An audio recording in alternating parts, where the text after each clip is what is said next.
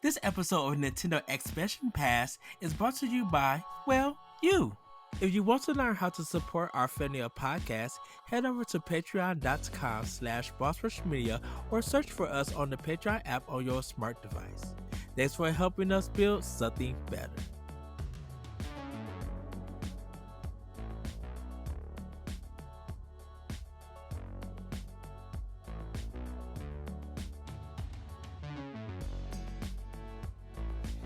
Hello everybody, welcome to Nintendo Expansion Pass here on Boss Rush Games. I'm your host and IT Excited ADV. Joining me is the one, the only bossman himself, Mr. Corey Derrick. Hello, good sir. Hello, Edward Varnell. How are you? I'm doing good. This full day announcement. I know. I'm going to do it every time now. So. Oh, good, goody moody. How are you? Tired, but that's life, you know. Also, it's 10:30, so you know. Well, Corey, I have a question for you. No. Is it time for new systems to appear on NSO as we get closer to another anniversary for the service in a few weeks? So by the time you guys see this, it will probably be, I think it's the third year for NSO Something like that. this year. No, I think is it? I don't know. Sure. I believe so. We have some systems out. We got Nintendo, Super Nintendo. We got the Game Boy and Game Boy Advance. We got the Sega Genesis, and we got the N64 on NSO. So we got 6 systems with a lot of games still being released. And as we get closer to its anniversary, I was thinking about what else could come on this console that even before their next official console comes out, that they could put on this service. All right. So are we just going to go back and forth then of like? Yes. Okay. So I actually think so. Nintendo just ventured into handhelds, right? Well, we haven't really seen, you know, I mean, I'm gonna pick Game Gear. I think the Sega Game Gear. I mean, it's it's basically like the handheld 16-bit. Obviously, it was notorious for eating batteries like candy, right? So you couldn't really take it anywhere. But I think there's a lot of titles on that game that deserve some love that haven't really gotten a chance to shine outside of the Game Gear. I mean, I think there are some Game Gear games on that Sonic Origins Plus collection, which I still need to get, by the way. I've been wanting to play those games and I just haven't been able to. But you know, there's a lot of great games on the Game Gear, and I think if you want to show the full history of the Game Boy, and obviously like Genesis was the competitor to Super Nintendo. I think if you want to show a competitor to Game Boy, I think the easy choice would be Game Gear. You've got a lot of great sports games on there, which I don't know if the sports games would carry over. You got a lot of Sonic games like Sonic Triple Trouble, the Master System remasters of 1 and 2. There's a lot of Sonic games on there for sure, and a lot of like there was some Disney games on there that were pretty good. There's a lot of great Game Gear games, and I think Game Gear would be a great console to add to that lineup. It would probably fall under the $50 version of NSO because of you're licensing out the Sega stuff, but overall, I think the Game Gear game system is great. I'm trying to look up some more. Sonic Chaos was another one. That was the other one I was thinking of. There was a really great version of Castle of Illusion on the Game Gear. There was a weird version of Mega Man on the Game Gear. I'm kind of going through here. Oh, there was a great Power Rangers game on the Game Gear. Shinobi 2. there was really bad Mortal Kombat 3 port on the Game Gear. Oh, I Uh, remember the Mortal Kombat on Game Gear. Fatal I had Fury it on. Special for you, Ed. Um, I'm good. yeah. So I mean, there's a interesting version of Streets of Rage on there. Uh, so yeah, I mean, some of these games were basically like Master System and Genesis ports. Hmm.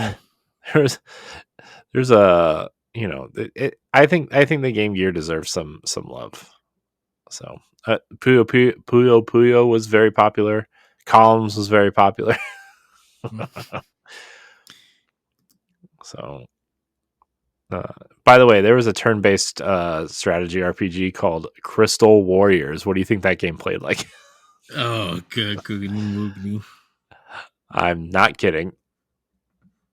It looks like a terrible ripoff of Final Fantasy. Uh, so, anyways, that's my pick, Ed. I think Game Gear. Hmm, you can even release some Game Gear Joy Cons. That'd be kind of interesting.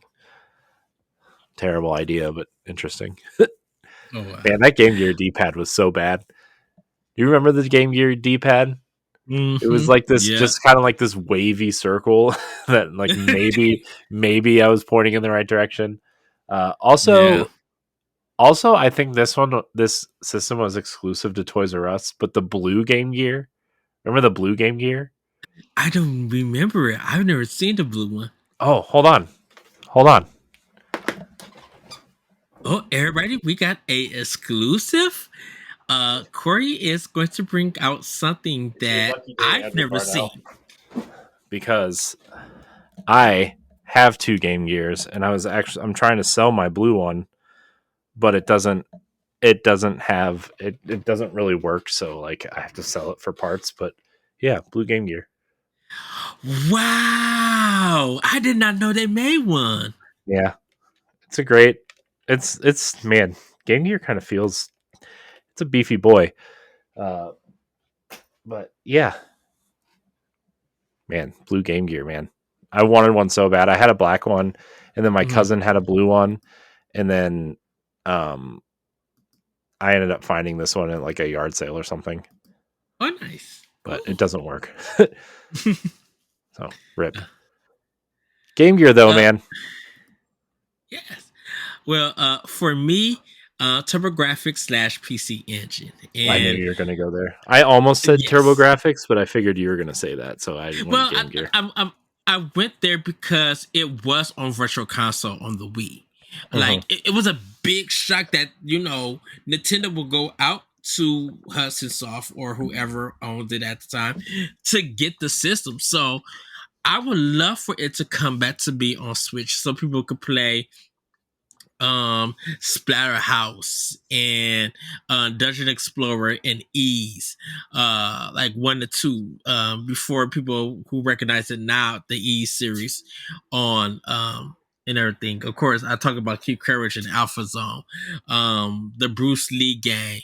Or was it Bruce Lee? I think it was Bruce Lee or Jackie Chan. I think it's Bruce Lee, and stuff. Ninja Warriors, like it has a ton of it. And then Dracula X, from the CD for TurboGrafx CD.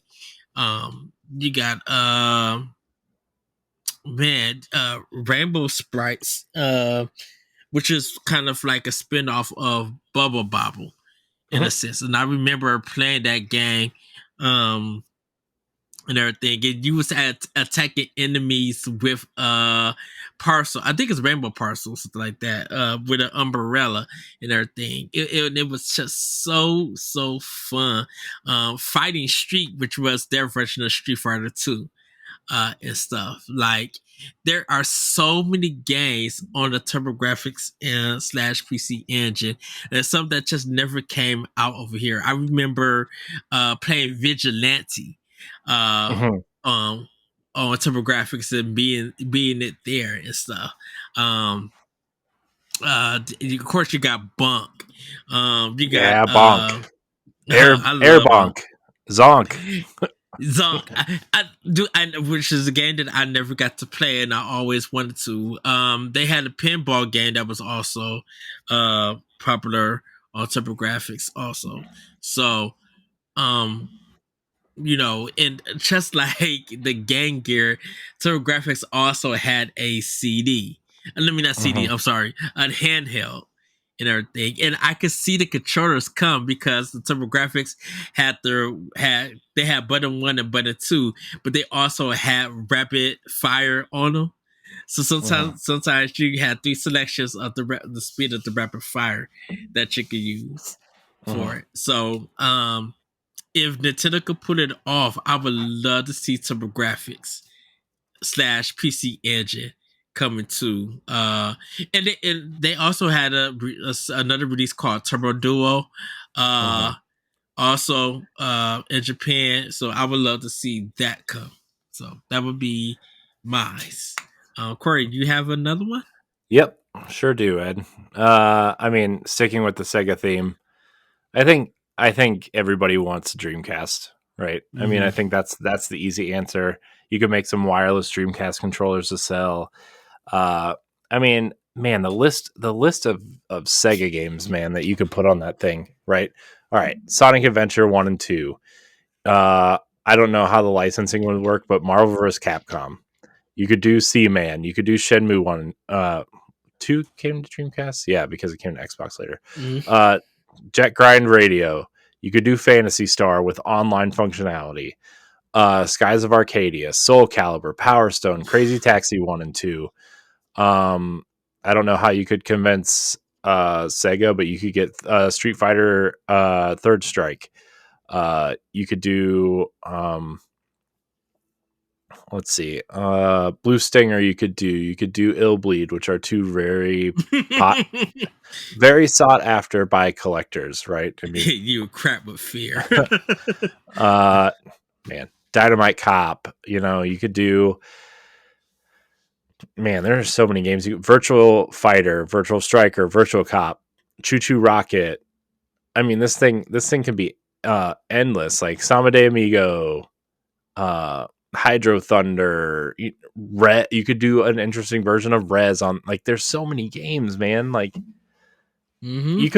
you could easily put 40 or 50 games on the Dreamcast thing. I mean, even if you wanted to put like license out like NFL stuff or NBA stuff and put NBA 2K, NFL 2K, virtual tennis, stuff like that.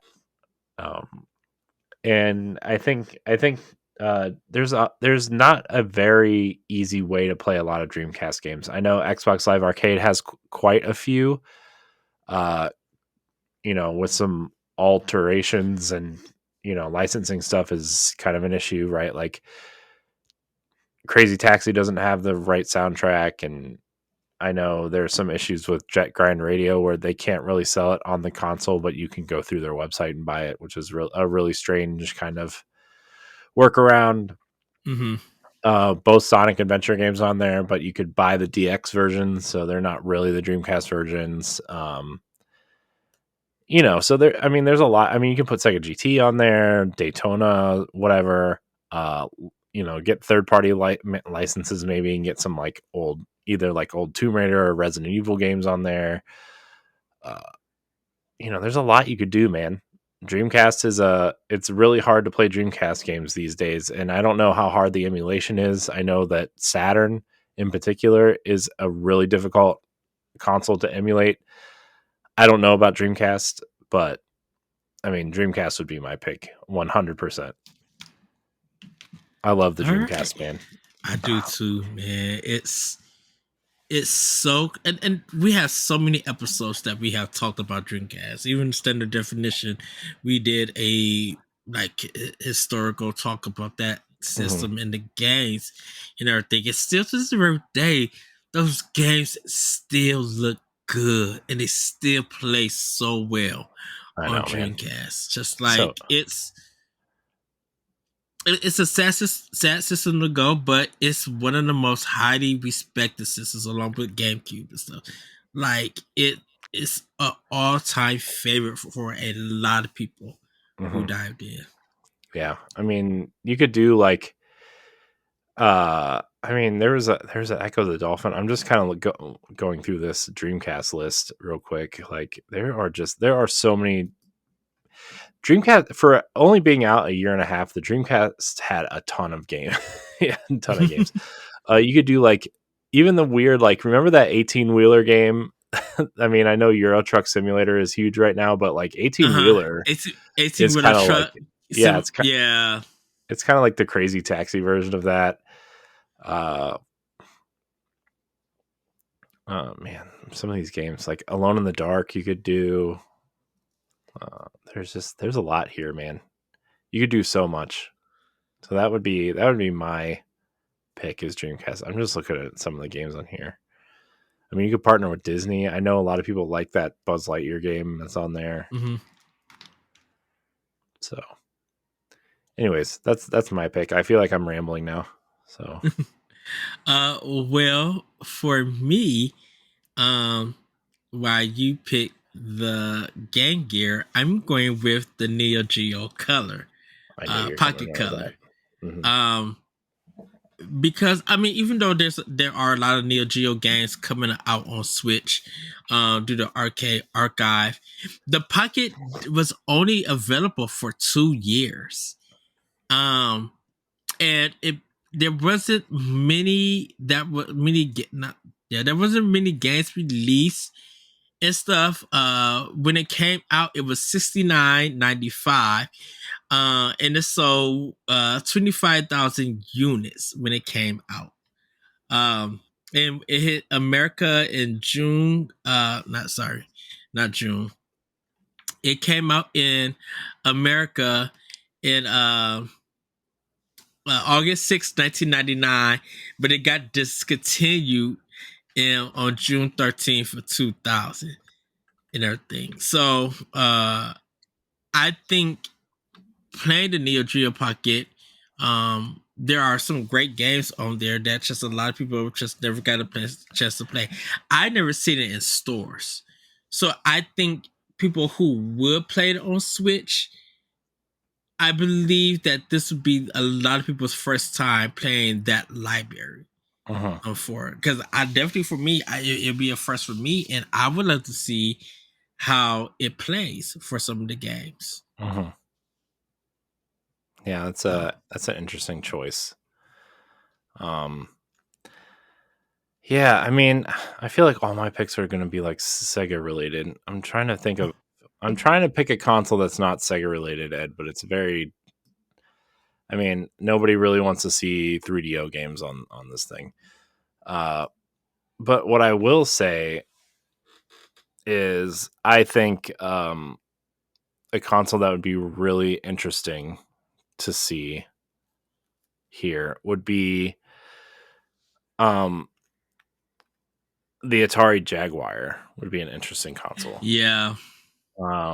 which was like Atari's kind of resurgence into the console market, which didn't do very well. Like they were boasting obviously like 64-bit graphics, and they had a. The thing is like they were really. It had a really cool controller. Right?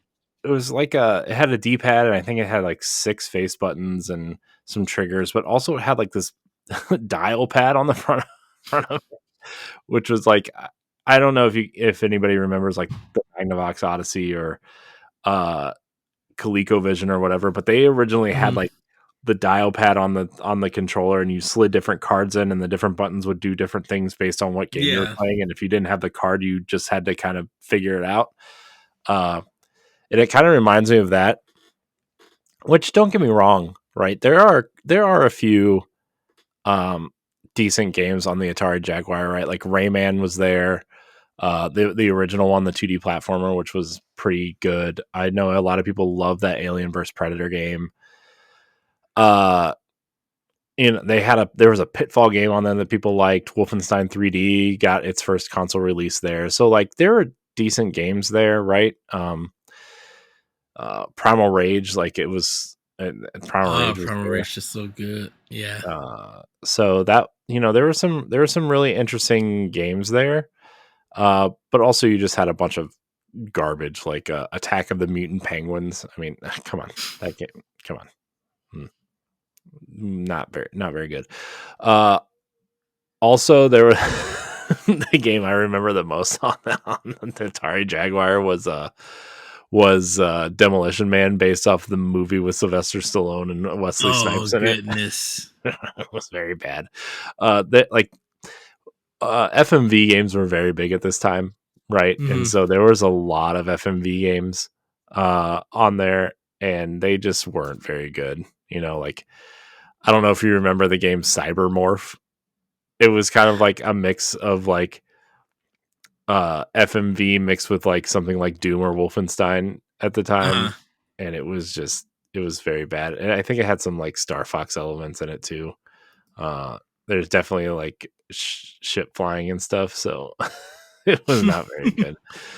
Um, but yeah, I think it would be. I think in terms of the history of video games, uh, like Atari Jaguar is something that often gets forgotten. Um, and kind of the end of Atari as we knew it, right? Because then they split into what, Infogrames, and then another company bought the name rights to Atari, but Yeah. like some of the IP, and that's what that like 50th anniversary collection of Atari, what Atari 50, I was trying to think of the name, Atari 50, um, kind of is, right? Is like this history of Atari and kind of bringing everything back together. And their Atari CEO seems really passionate about like bringing Atari back into some sort of relevance, right? They had that color puzzle game called Colbrill. I forget what it's called. I gotta look this up.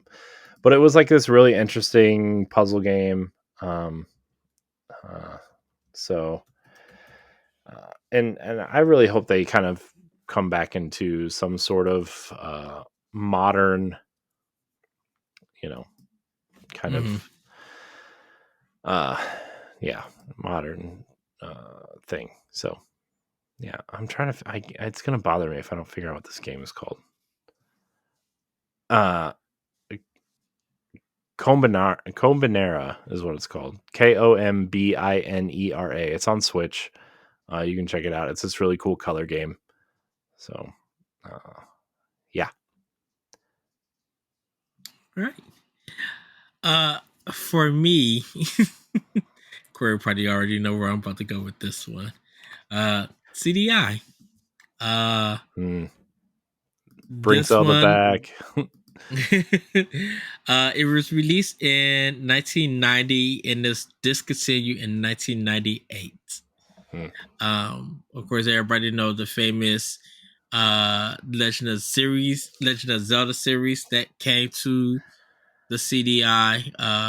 Nintendo and Panasonic had that's not Panasonic. Sorry, Nintendo and Philips had a agreement of them bringing games over and creating games and stuff.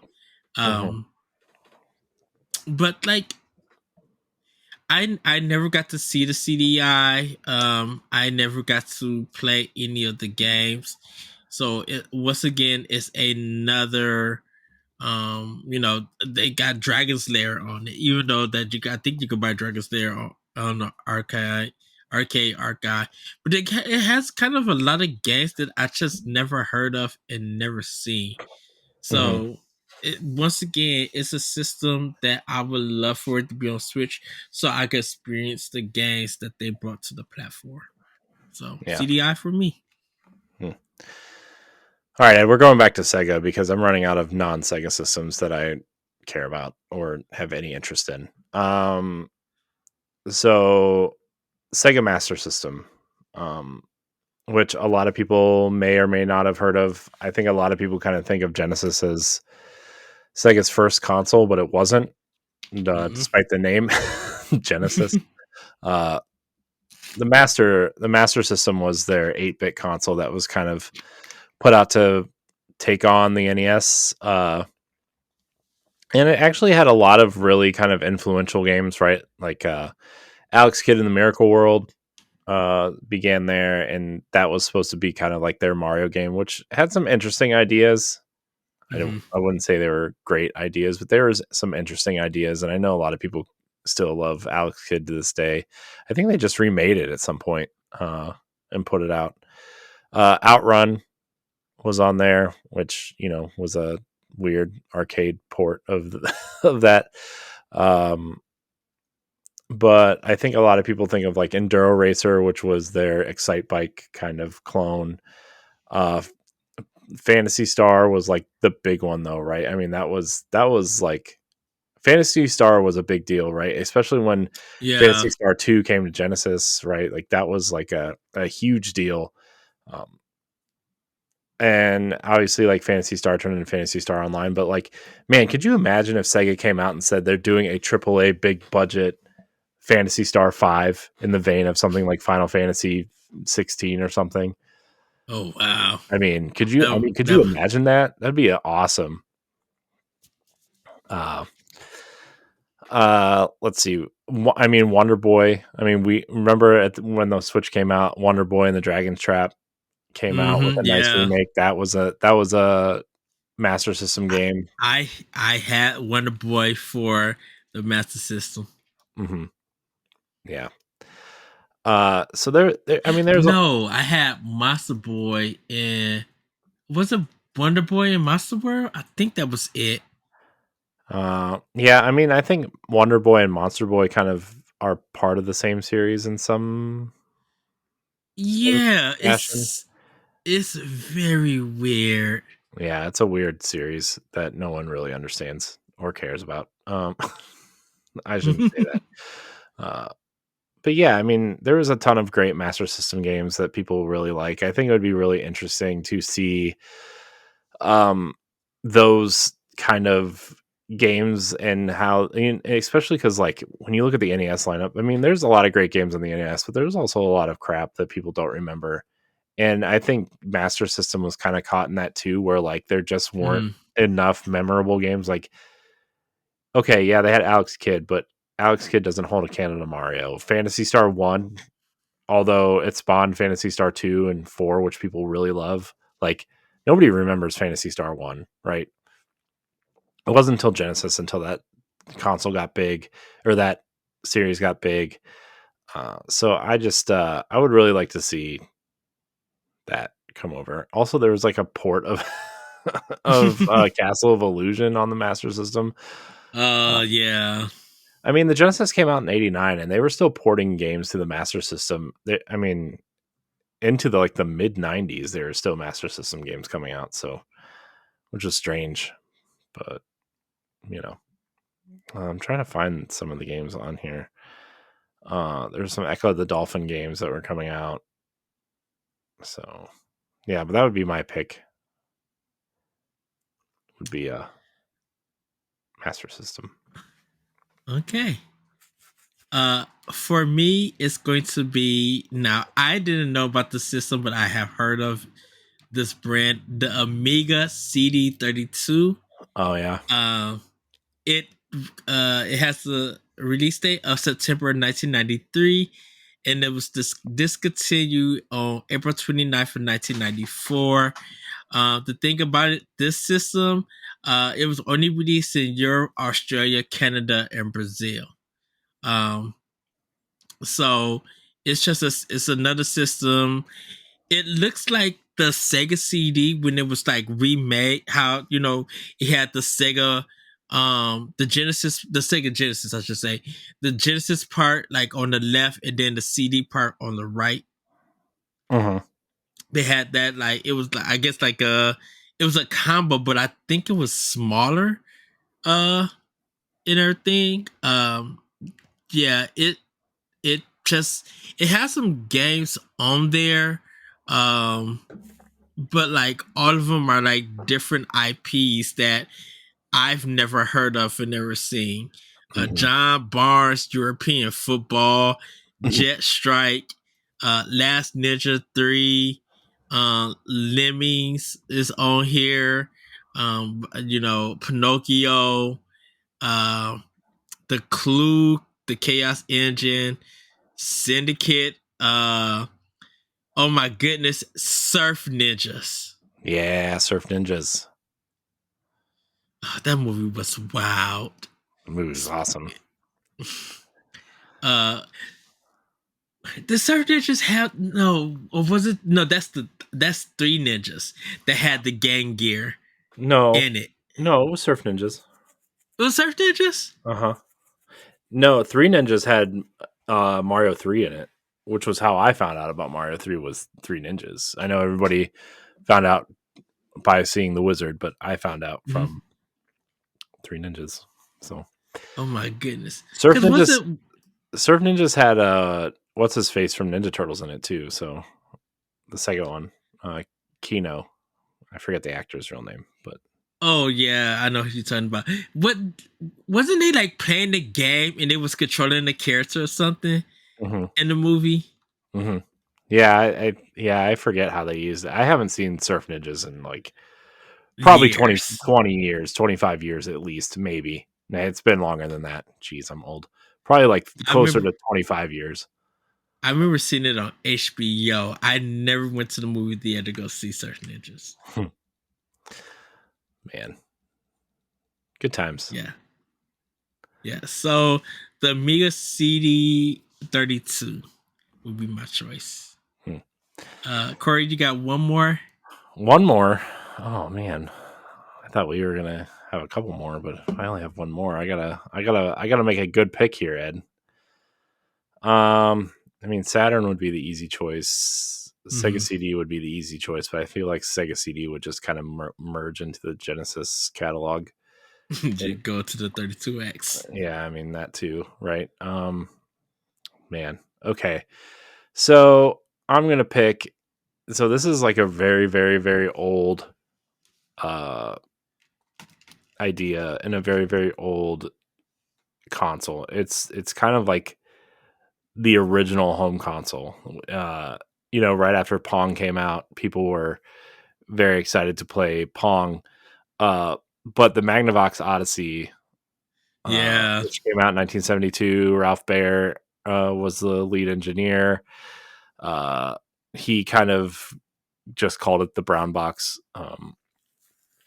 And so, like, there were, let's see, a little bit of history. It consisted of a white and, yes, brown box containing just 40 transistors and 40 diodes with wires connecting to the TV and two blocky controllers.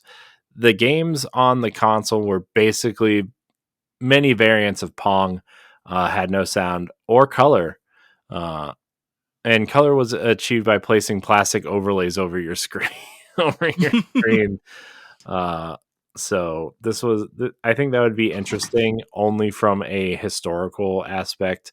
Although I would actually like to see something like Atari 50 come out, but to have like the Magnavox Odyssey, ColecoVision, Intellivision, like all those kind of like, first and second gen video game consoles in one collection and kind of put them all in one collection as like a, hey, here is video game history up through 1982 or 3 or whenever the ColecoVision came out, which was what I guess 82. I think that'd be really interesting, uh, and that's your Gen 1 video games, right? I mean, the Mm-hmm. Odyssey, the ColecoVision, and the Intellivision are like your what are considered Gen 1, right? So, well, maybe ColecoVision was kind of Gen 2 with the Atari 2600, but um, that would be really interesting to see video game history, in my opinion. Um, so that's my pick. Okay. You're lucky My I didn't pick last. Saturn. Excuse me. Sonic 3D Uh, Blast. oh my goodness, that game.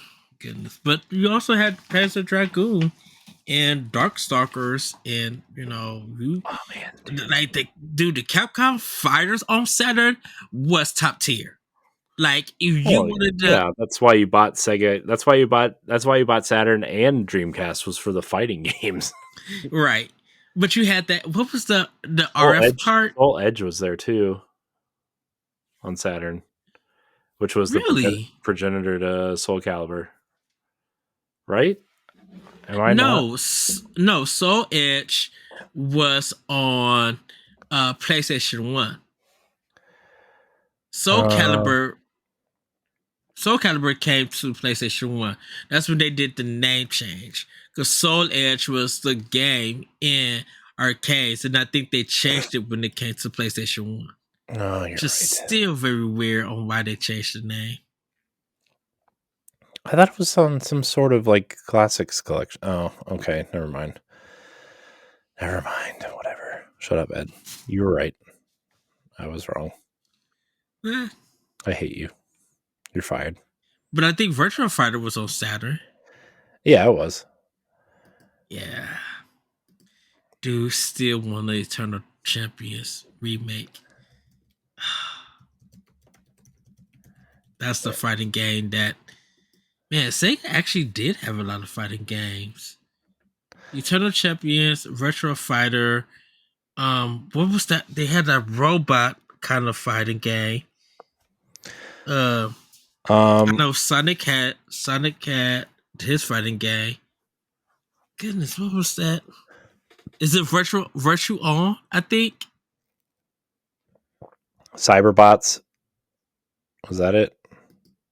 I I typed think in so. Yeah. I typed in Sega Saturn fighting games. Oh, I forgot. X-Men versus Street Fighter was on the Saturn. Uh, Yes. um, X-Men Children of the Atom, which was like the X-Men only fighting game. Yeah, Man. because I think that was the first X-Men that Capcom was doing before Yeah, they started doing the versus one. it was X-Men Children of the Atom and then X-Men versus Street Fighter and then it was Marvel vs. Capcom was the order that those all Okay, kind of came yeah. out in. Man, Capcom More. Capcom must have been releasing a new fighting game like every 3 months.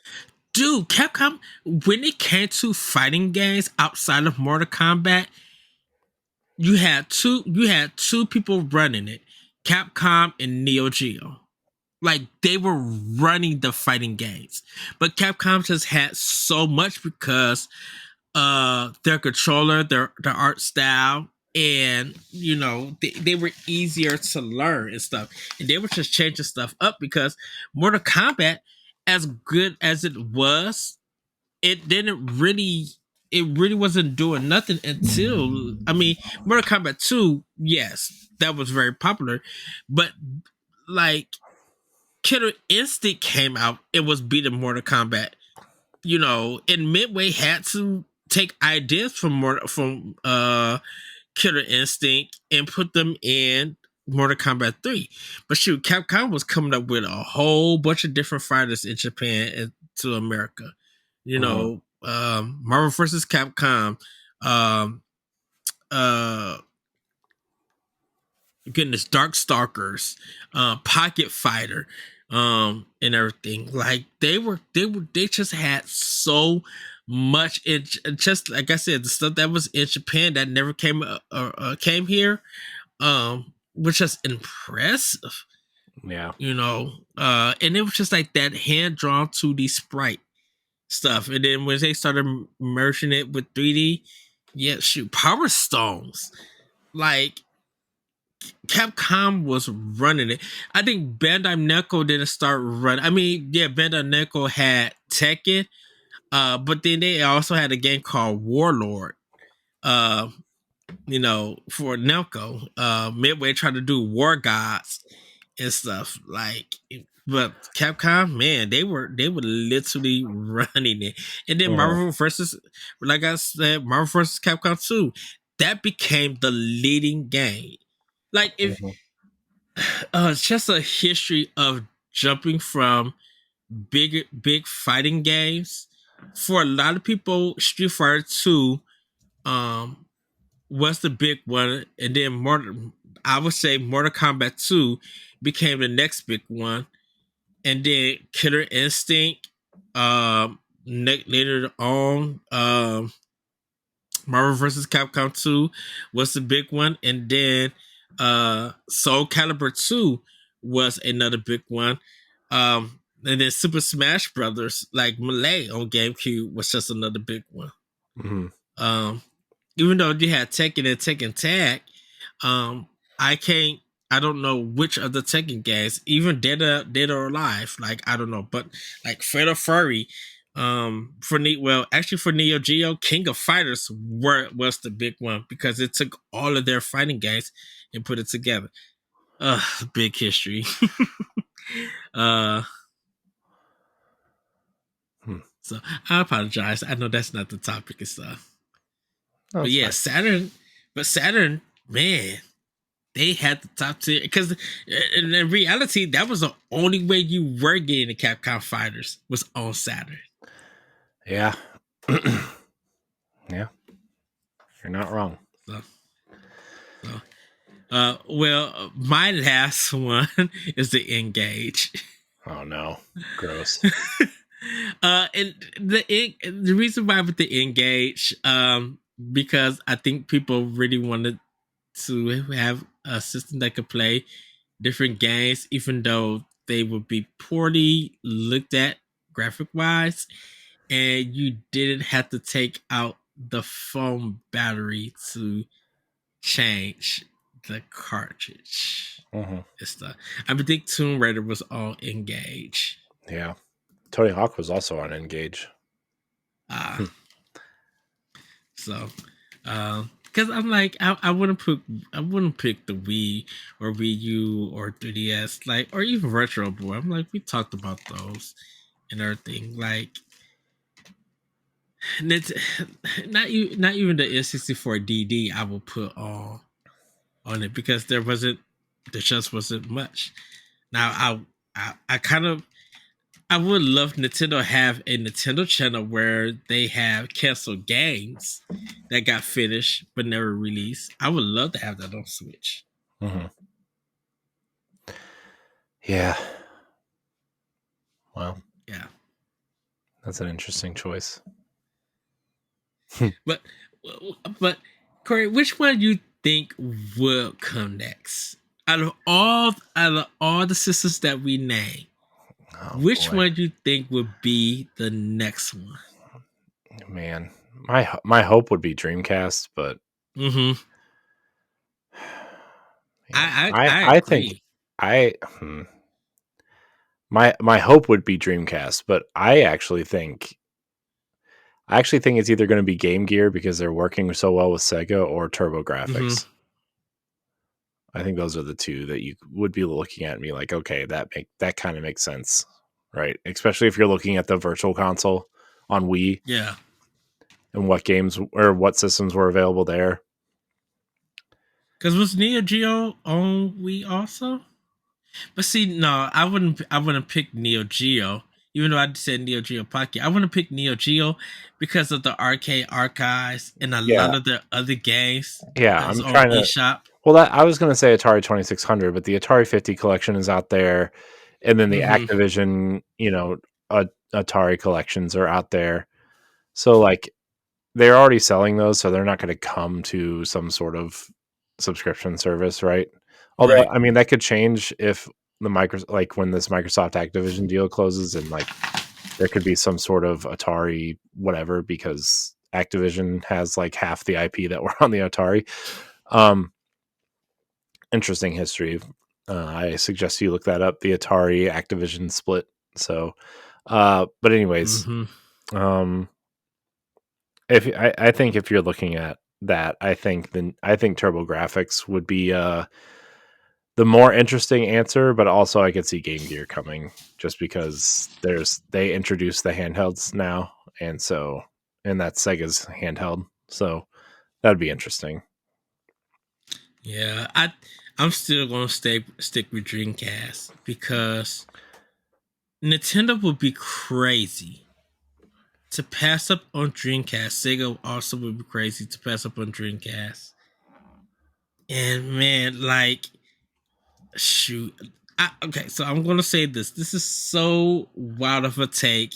I don't know it's gonna be off the handles. But literally, if Microsoft snuck in Dreamcast to come to Game Pass, I would literally sign up right then and there. It'd be like to get Dreamcast games on Game Pass, sign me up. And if the list is literally strong, I'll sign up for Game Pass to play some Dreamcast games. But if Nintendo sneaks it up, yeah, I'm good to go. Like you said, give me Skies of Arcadia.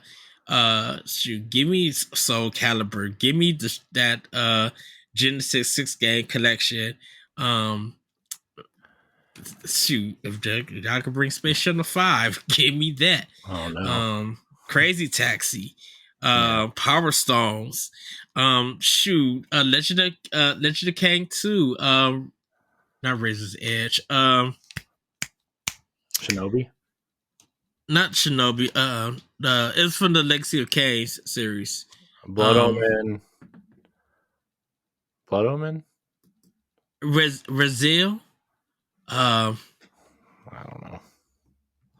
it was like the action game with the other character. Soul Reaver? Soul Reaver, yeah, that's it. Yeah. Because I think that was Crystal Dynamics. Yeah, it was. I think. Yeah. Man, there are so many Legacy of Kain games. I didn't know there were this many. I didn't know neither. I think most of them came out on PlayStation 2. I did own the first one, and then I thought Soul Reaver was the second game, but it's like a side game to the series. Yeah. Well, it's one series, but there's like 2 series in that series, right? I mean, it's Blood Omen, and then Soul Reaver is the other one, right? Yeah. So yeah. Interesting.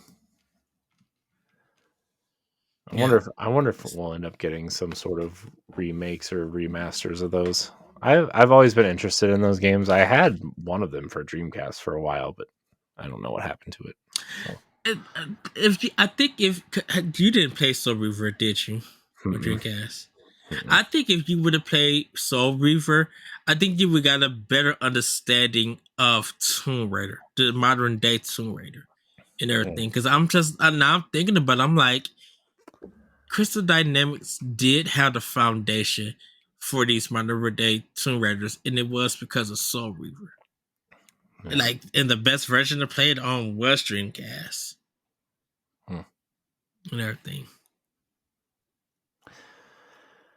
Man, old games, am I right? Yes. So, but everybody, I think that's going to be it for this episode of Expression Pass. Thank you, Corey, for going down memory lane with me with some of these consoles. These are fun. Everybody. These are fun conversations. I mean, I wish we had more time to actually like plan, like have docs and plan these out. But like a lot of these, we just kind of like on a whim, just be like, no, let's do this topic tonight. Okay. And, I mean, we've kind of talked about that recently of like, we need to kind of get this stuff back on track. But I mean, it's nobody's fault. It's just schedules and time. And I don't know. Ed and I have had a few discussions on consolidation and trying to figure it out too. Not just POW block stuff, but like all of Boss Rush content. And I know Stephanie and I have had separate conversations too, and she has some ideas that I'm interested in hearing. So I don't know. We'll figure it out, but I don't think it's I don't think anybody's questioning that POW block is really important to us. You and me specifically, not necessarily people at Boss Rush, although you guys should think it's important. So we're going to figure it out. But yeah, even if we have to get up at 4:00 in the morning, Ed, and record, that'd be an interesting idea.